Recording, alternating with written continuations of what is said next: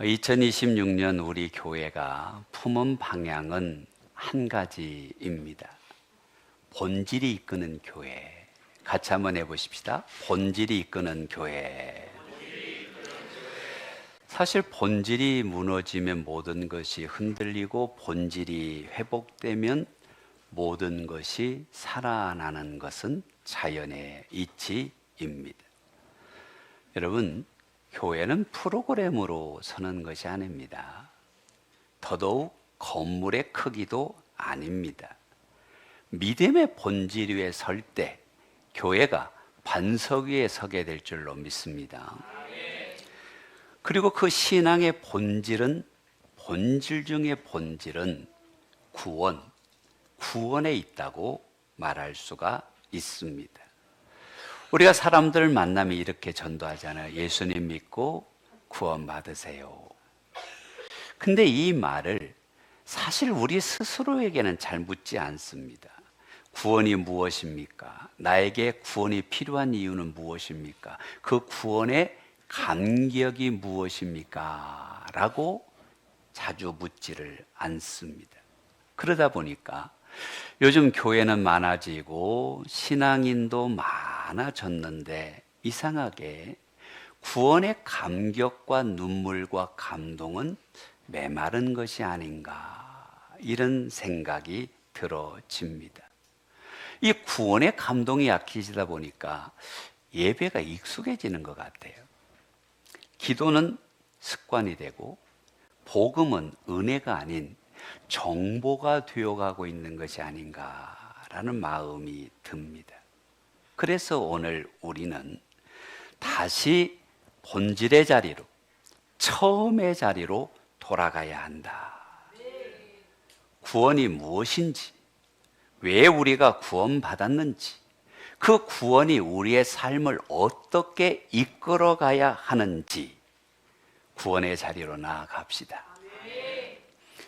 그래야겠어. 첫째로, 구원은 종교가 아니라 영원한 죽음으로부터 다시 살아나는 것임을 가슴에 깊이 새겨야 합니다. 성도 여러분, 죽음이라는 게 육체의 끝이 아닙니다. 죽음은 근본적으로 하나님과 단절된 것입니다. 영원하신 하나님과의 관계가 끊어질 때, 끊어진 그 상태, 그것이 이미 영적으로 죽었고 살다가 죽을 수밖에 없는 존재, 그것이 사람의 모습이라는 것입니다. 여러분, 존 칼빈은 인간의 죽음을 하나님과의 관계 단절로 그가 기독교 강요에서 표현을 했거든요. 이 하나님과 인간이 끊어진 그 순간 성경이 말하는 영혼의 죽음이 이르렀다라는 것입니다. 성경은 이 상태를 오늘 본문 1절에서 이렇게 말씀합니다. 그는 허물과 죄로 죽었던 너희를 살리셨도다. 허물과 죄로 죽었다. 하나님과의 관계가 단절되었다. 여러분, 성경은 인간을 아픈 사람이라고 표현하지 않습니다. 실수한 사람이라고 이야기하지 않습니다. 부족한 사람이라고 말하는 게 아닙니다. 성경은 정확하게 표현합니다. 허물과 죄로 죽었다. 죽은 사람. 이것이 성경이 보는 관점입니다. 근데 많은 사람들은 인간의 문제 해결을 환경에서 찾으려고 하고, 제도에서 찾으려고 하고, 교육에서 찾아보려고 합니다. 근데 성경은 관점이 다릅니다. 영혼이 죽어 있다는 것에서 찾아야 한다. 이것이 인간의 근본적인 문제다. 여러분, 영혼이 죽어 있으니까, 영혼의 만족이 없으니까 나타나는 현상이 있습니다. 아무리 잘 살아도 만족이 없어요. 그뿐만이 아니라 아무리 많이 가져도 채워지지 않고, 아무리 성공해도 공허한 것이 영혼이 죽어 있는 사람들의 모습이라는 것입니다. 다시 말해 하나님과의 생명의 관계가 끊어지니까 이런 어려움이 찾아온 것입니다. 근데 하나님이 우리를 사랑하셨다라는 것은 이 끊어진 관계가 회복되고 인간의 죄의 문제가 해결되고 하나님 앞에 생명을 회복하는 것, 이것이 구원인 줄로 믿으시기를 바랍니다. 아멘.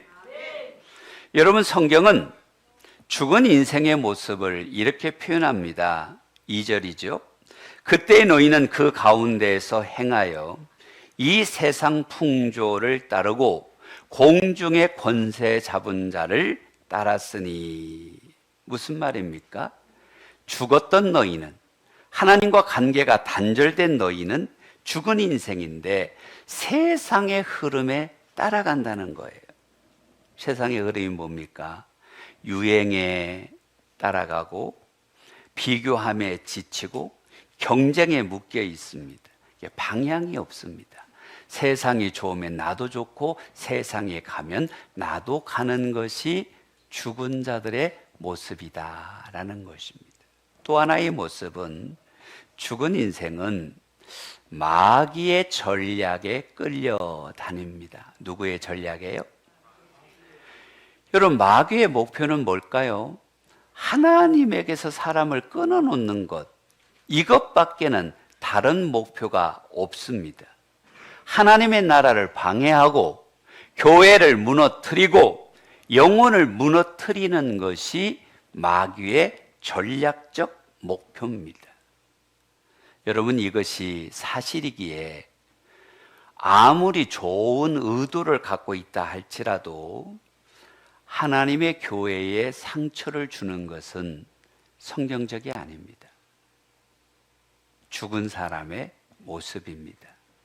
마귀가 좋아하는 것입니다. 왜요? 마귀는 모든 방법을 동원해서 교회를 무너뜨리고 성도를 무너뜨리고 구원에서 멀어지게 하는 것이 목표라는 거예요. 또 하나의 모습은 죽은 인생은 욕심을 따라 사는 것 같습니다. 하나님과 단절되면 내가 느끼는 대로 살아요. 하고 싶은 대로 살아요. 그게 뭡니까? 내 중심으로 인생을 설계한다는 것입니다. 무슨 말입니까? 여러분, 죽은 인생은 성령님의 인도하심이 아니라 내 본능을 따라 사는 것이 죽은 자의 모습이죠. 이것을 이기기 위해서 바울이 고백한 게 뭡니까? 나는 날마다 죽는다라는 믿음을 고백했습니다. 성도 여러분, 구원은 교회를 출석한다고 얻는 게 아닙니다. 중요한 얘기입니다. 내가 종교적 활동을 한다고 구원을 얻는 게 아닙니다. 죽었던 영혼이 다시 살아나는 기적이 구원입니다. 죽었던 영혼이 다시 살아나기 위한 기적, 믿음입니다. 그래서 우리는 본질로 돌아가기 위하여 구원을 다시 점검하라, 다시 생명으로 나아가라. 이 구원 위에 우리 교회가 서고 가정이 서고 인생이 서기를 주님의 이름으로 축복합니다. 두 번째로, 구원은 행위가 아닙니다. 놀라운 하나님의 은혜를 받아들이는 것이 구원입니다. 사랑하는 성도 여러분, 구원은 우리의 노력이 아닙니다. 구원은 인간의 성취가 아닙니다. 구원은 오직 하나님의 은혜입니다. 믿으시면 아멘. 우리는 은혜로 구원받는 것입니다. 그것이 8절에 있는 말씀이지요. 함께 읽어봅니다. 너희는 그 은혜에 의하여 믿음으로 말미암아 구원을 받았으니. 아멘. 이것이 너희에게서 난 것이 아니요 하나님의 선물이라. 은혜, 카리스. 받을 자격이 없어. 받을 공로도 없어. 받을 조건도 없는데 하나님이 거저 주시는, 선물로 주시는 것이 카리스, 은혜인 줄로 믿으시기 바랍니다. 다시 말하면 구원은 노력의 결과가 아니라 하나님의 사랑의 선물입니다. 구원은 공로의 계단을 쌓는 것이 아니라 은혜로 건너가는 달이라는 것을 기억하시기를 바랍니다. 여러분, 왜 이 은혜가 필요할까요? 인생의 가장 중요한 문제는 생명이기 때문입니다. 우리가 생명이 있어야, 구원받은 자로 살아야, 하나님과의 관계가 열려야 진짜 인생인 줄로 믿습니다. 그런데 이 하나님과의 관계가 단절되어도, 여러분, 나뭇가지가 줄기에서 떨어지지만 잠시 푸르릅니다. 그러나 그 나무는 죽은 것입니다. 여러분, 물고기를 물에서 건져내면 팔딱팔딱 몇 번 뜁니다. 그러나 그 물고기는 죽을 것입니다. 우리 인생이 푸르는 것 같지만, 살아있는 물고기처럼 펄떡펄떡 뛰는 것 같지만, 하나님과의 관계가 단절된 그 순간 우리는 죽은 인생입니다. 이것이 죄인의 모습입니다. 여러분, 현상은 살아있는데 실제는 죽어있는 자, 현상은 화려한데 실제로는 하나님과 관계가 끊겨진 자, 또 반드시 죽을 자가 죄인의 모습이라는 것입니다.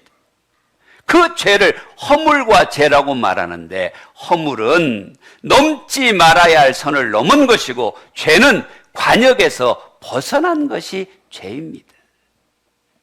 내가 하나님 앞에 선을 넘지 않아야 합니다. 내가 하나님의 원하는 대로 살아야 하는데 내 본능대로 사는 것은 그것이 죽은 자의 모습입니다.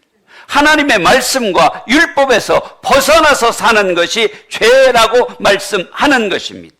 이 죄로 말미암아 인생은 죽음과 고통과 절망과 낙심 속에 살 수밖에 없고, 하나님과 단절된 채로 살 수밖에 없는 것입니다. 그러나 하나님이 우리를 사랑하십니다. 우리를 버리지 않으십니다. 독생자 예수 그리스도를 보내주셔서 우리의 죄를 대신하여 십자가에 죽으셨고, 그것을 믿는 자들은 구원을 받습니다. 믿으시지요? 할렐루야! 이것을 4절과 5절에서 표현합니다. 우리 함께 읽어보겠습니다. 국률이 풍성하신 하나님이 우리를 사랑하신 그 큰 사랑을 인하여 허물로 죽은 우리를 그리스도와 함께 살리셨고, 너희는 은혜로 구원을 받은 것이라. 아무 대가가 없어요. 아무 조건이 없습니다. 누구든지 예수님을 믿으면 구원을 받게 하십니다. 다른 길이 없습니다. 예수님만이 구원이십니다. 우리가 원하는 대학을 가려면 우리가 수시나 수능 시험에 통과를 해야 됩니다. 우리나라 축구 대표팀이 월드컵 본선을 가려면 반드시 이 동남아 예선전을 치루어야 합니다. 죄의 문제를 해결하려면 죽음을 통과해야만 해결할 수가 있습니다. 그런데 죽음은 내가 이길 수가 없어요. 죽음을 이기신 분은 오직 예수 그리스도, 부활하신 예수님 한 분뿐인 줄로 믿으시기를 바랍니다. 이걸 믿는 것이 구원이고, 이걸 받아들이는 것이 은혜입니다. 우리가 은혜로 구원 받았습니다.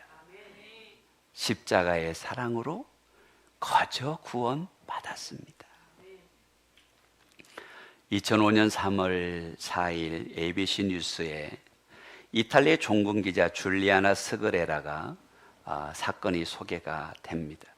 그가 이라크 전쟁을 취재하다가 납치가 되었는데요. 이탈리아 정부는 비밀 협상을 통해서 그녀를 구출을 했습니다.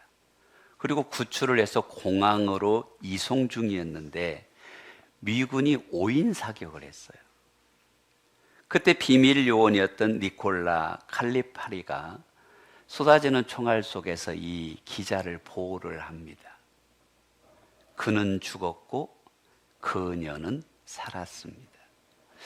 귀국 후에 줄리아나 스그레나가 기자회견에서 울며 이렇게 말했다고 합니다. 나는 그의 거룩한 죽음을 내 온몸으로 느꼈습니다. 그의 죽음이 나를 살렸습니다. 성도 여러분, 십자가 앞에서 우리가 고백해야 될 믿음이 무엇입니까? 예수님이 죽으셨습니다. 그 예수님의 죽음 때문에 나는 구원을 받았습니다. 할렐루야. 이것이 신앙의 본질입니다. 나의 노력이 아닙니다. 어떤 대가가 아닙니다. 내가 죽어야 하는데 마귀의 빗발치는 총탄 속에서 나를 십자가의 은혜로 보호하사 생명을 허락하신 것이 구원입니다. 이 구원의 은혜가 우리 가슴 속에 흘러 넘쳐야 합니다.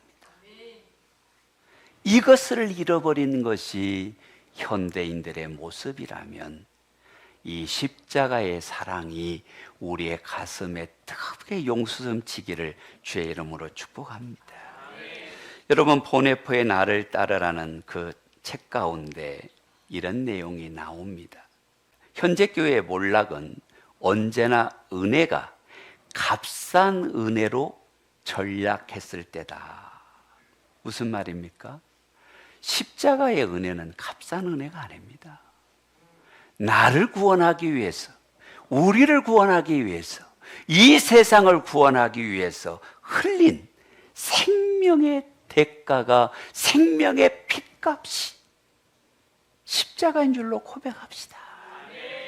근데 많은 사람들이 이것을 거저받았다니까, 공짜라니까 가볍게 생각합니다. 그러니까 신앙의 깊이가 없습니다. 신앙의 은혜가 메마릅니다. 여러분, 예수님이 우리를 구원하기 위해서 치른 그 모멸과 저주와 십자가의 고통과 사망의 저주를 우리는 기억해야 합니다. 이것은 비싼 은혜입니다. 하나님의 아들과 바꾼 비싼 은혜입니다. 이것을 값싸게 여길 때 우리의 신앙이 한국교회가 몰락해가는 이유라는 것입니다. 여러분, 예수님은 인생의 해답입니다. 십자가 위에서 죄를 해결하셨고, 십자가에서 죽음을 해결하셨고, 십자가에서 질병을 해결하셨고, 십자가 위에서 영원한 생명을 허락하셨습니다. 할렐루야.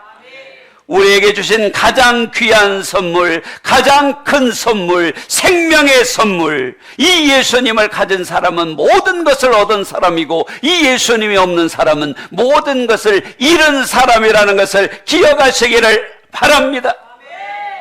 이 은혜를 아니까 예수님의 핏값으로 세운 교회는 아들을 품에 안고 우리를 살리신 하나님의 품이 되는 겁니다.